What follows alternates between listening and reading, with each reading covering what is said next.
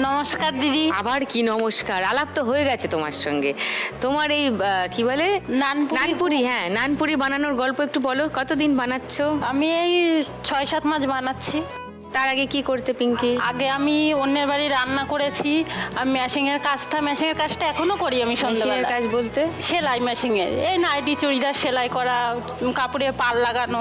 ওখানেই কৃষ্ণনগরেই? হ্যাঁ বাড়িতে, ওটা আমি ঘরেই করি। বাড়িতে মেশিন আছে? হ্যাঁ বাড়িতে নিজে। ওই বিনোদিনীর মতোই? হ্যাঁ। আর সকালে আমি এটা করি, আমি ভোর 4টায় উঠে এগুলো করি। আচ্ছা। দিয়ে আমি ঠেলা গাড়ি করে আমি দোকানে নিয়ে যাই। তো ওখানে নিয়ে যাও বলতে কাঁদছো কেন? ভালো করো তো, কাজ করো তো, কারোর বাড়ি চুরি করো না, তো ডাকাতি করো না। আমি অন্যের বাড়ি রান্না করতাম, সেটা আমার চলতো না। আমার ছেলে পড়াশোনা হতো না। কয়টা ছেলে কত বড়? ছেলে ক্লাস 7-এ পড়ে।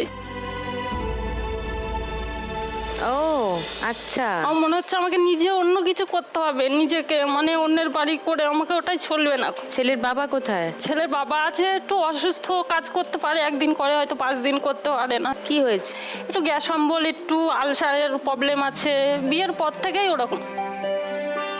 আমি বিয়ের পর থেকেই আমি একটা না একটা কাজ, আমি বিয়ের পর থেকে এসে ঠাকুরের সাজের কাজ করেছি, তার মেশিনের কাজ। কিন্তু আমি নুন দিয়ে ভাত খেলে আমি কাউকে বলি না দিদি যে আমি নুন দিয়ে ভাত খেয়েছি। আমি কিন্তু নিজে কষ্ট পাই, কিন্তু আমি কাউকে মুখ ফুটে বলতে পারি না। আমি রান্না করতে যে বাড়ি যাচ্ছি, ওখানে একটা দোকান দেখেছি। আমি বলছি ওরা ওই দোকানটা বেছে দেবে, ঠেলা গাড়িটা দিয়ে। ওই ঠেলা গাড়িটা আমি একটা সোনার জিনিস বন্ধক দিয়ে আমি কিনেছি। ও, ওই ঠেলা গাড়ি নিয়ে আমি কৃষ্ণনগর রাজবাড়ির সামনে আমি দোকান দিই, বাড়ির থেকে নিয়ে যাই। আমি ভোর 4টে উঠে এগুলো বানাই, বাড়ি রান্না করি। কি বানাও দেখি একটু ব্যাপারটা। নানপুরি,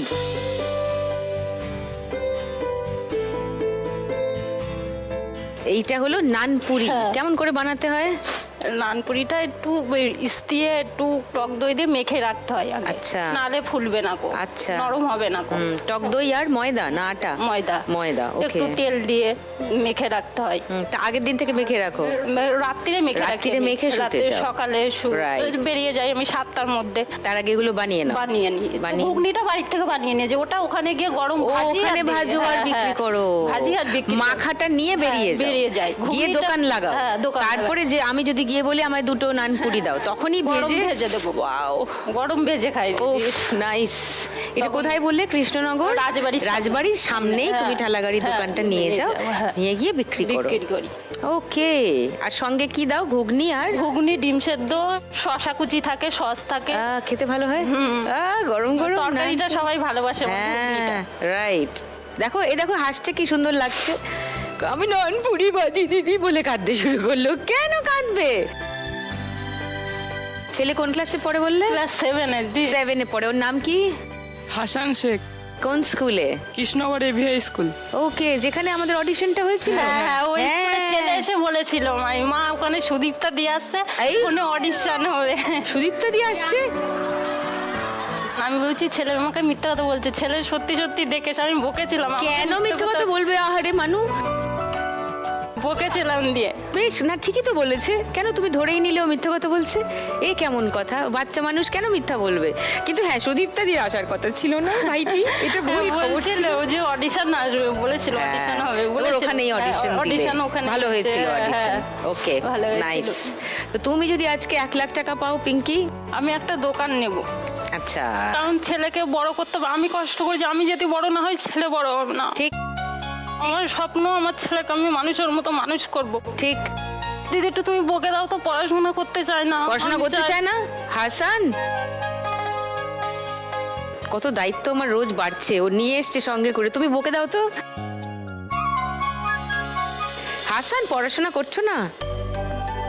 আমি চাই ওকে মানুষ করতে, ও মানে পড়াশোনাটা ঠিক করে করতে চায় না। ওর মা খুব কষ্ট করে, প্রচন্ড কষ্ট করে, আমরা তো দেখি না, ওকেও করতে হবে, ওকেও সিরিয়াস হতে হবে না। উনি কে তোমার? ওটা আমার সামনে বাড়ি কাকি হয়, আর ওইটা আমার মেজো যা, ওটা আমার ছোট যা। ও নমস্কার। আচ্ছা, তো হাসান, পড়াশোনা তো করতে হবে বাবা। পড়াশোনা না করলে, মানে এখন যদি না করো, পরে গিয়ে খুব পস্তাবে। তখন ভাববে যে আমি কেন মার কথাটা মন দিয়ে শুনলাম না।